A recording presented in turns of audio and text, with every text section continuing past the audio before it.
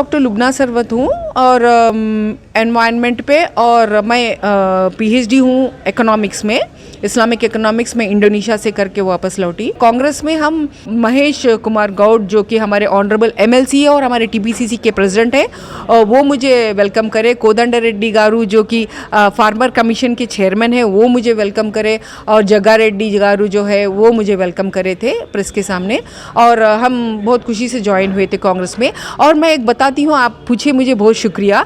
मैं बताना चाहती हूँ कि कांग्रेस में मेरा ज्वाइन होने का जो मेन इंस्पिरेशन है वो सोनिया गांधी जी है। क्योंकि अगर आप ज़रा सोचिए, आप भी प्रेस के हैं, यूपीए की जो 2004 और 2014 की जो टर्म थी उसमें इंडिया को ऐसे ज़बरदस्त कानून पेश किए, जैसे कि आरटीआई है, राइट टू इन्फॉर्मेशन, आरटीई है, right to education, food security act है जो कि एंटाइटलमेंट बना दिया गया उसको, और मनरेगा जो है जो कि कोविड में इंडिया को संभाला हुआ एक्ट, और ऐसे कई और लैंड एक्विजिशन और रिकम्पनसेशन एक्ट 2013। तो ऐसी जो खूबसूरत एक्ट वो कैसा करे मालूम, नेशनल एडवाइजरी काउंसिल बनाए, वो उसकी चेयरपर्सन थे वो 10 साल में, 2004 से 14, और उसमें उन्होंने किसको रखे, खूबसूरत और बेस्ट माइंड्स और मोस्ट इंटीग्रिटी यानी ऑनेस्ट ब्यूरोक्रेट्स जैसे कि अरुणा रॉय, हर्ष मंदेर, सैयदा हमीदा, जॉन ड्रीज, ऐसे लोगों को जो ऑनेस्ट से ऑनेस्ट है, उन लोगों को बिठा के अवाम के लिए एक एक जो लाते गए। मैं आप लोगों से पूछती हूँ, ज़रा सोचिए 2014 के बाद जो हम जुल्म झेल रहे हैं इस देश में, आप सोचिए कि अगर ये एक्ट्स नहीं रहते तो इंडिया की रुख और कितनी जालिम रहती। वो आरटीआई ने हमको बचाया, वो मनरेगा ने हमको बचाया, वो लैंड एक्विजिशन ने हमको बचाया, वो राइट टू एजुकेशन ने हमको बचाया, फूड सिक्योरिटी एक्ट ने हमको बचाया। तो सोचिए वो इंडिया बगैर इन 5-6 एक्टों के वो डिफाइन कर दिया वही इंडिया को। वो इसलिए मैं सोनिया गांधी की बहुत मैं एडमायरर हूँ, और वैसा मैं वो मेरे लिए बहुत इंस्पिरेशन थे। उसके बाद तो राहुल गांधी जी जो जान को हथेली पे डाल के पूरी इंडिया को भाई भाई को जुदा कौन कर रहा है, मैं जुदा होने नहीं दूंगा, मैं संविधान पे रहूँगा बोल के, जो कश्मीर, कन्याकुमारी से कश्मीर, उधर मणिपुर से उधर जो करे, जान हथेली पे डाल के करे भाई। तो इस रिगार्ड में सोनिया गांधी के ऊपर जो इंस्पिरेशन था कि ऐसे फाइन एक्ट्स थे, और ये कंसल्टेशन की जो बात है मैं बता देती हूँ आपको। 2014 में एक बहुत बेहतरीन नोटिफिकेशन जारी किए थे बिफोर उनका निकलने से पहले, उनकी यूपीए सरकार।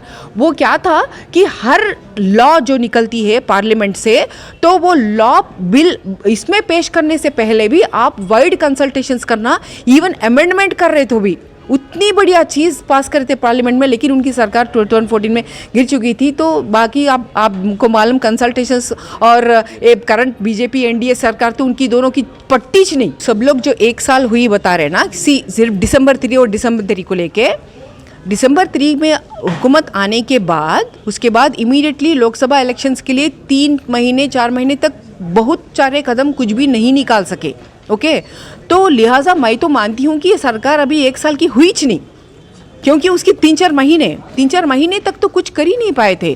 तो लिहाजा अभी 1 ईयर हुआ ही नहीं बोलती मैं तो हुकूमत का, और 1 ईयर हुए बगैर ही जो काम हुए, जो अव्वल जो दिसंबर 7 से जो पहला कदम जो निकाले ये लोग, महालक्ष्मी की बस स्कीम से लेके इतनी रोरिंग सक्सेस है, और उसकी वजह से इकोनॉमिक जो वुमेन की एम्पावरमेंट हो रही है महिलाओं की, और उसके ऊपर से जो एनवायरनमेंट पे, पर्यावरण पे जो पोल्यूशन कम हुई है, और इक्वलाइजर यानी क्या, पहले जो सेक्रेटेरिएट की औरतें पूरे कैब बुक कर लेके जाती थी, आज के दिन वो बस चढ़ के उतर रही है सेक्रेटेरिएट पे।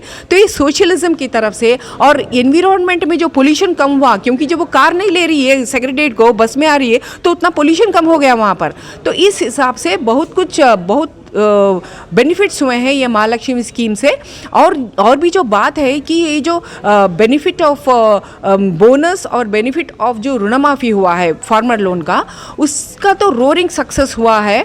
और भी जो कमी पेशी हुई है उसको कहीं नहीं छोड़े, और उसको पूरा भी स्ट्रीमलाइन करने की कोशिश करी हूँ। देखो, कोई भी, मैं ये कभी नहीं बोल सकती कि 10 आउट ऑफ 10 है ना, गवर्नमेंट खुद बोल रही कि हम 10 आउट ऑफ 10 है।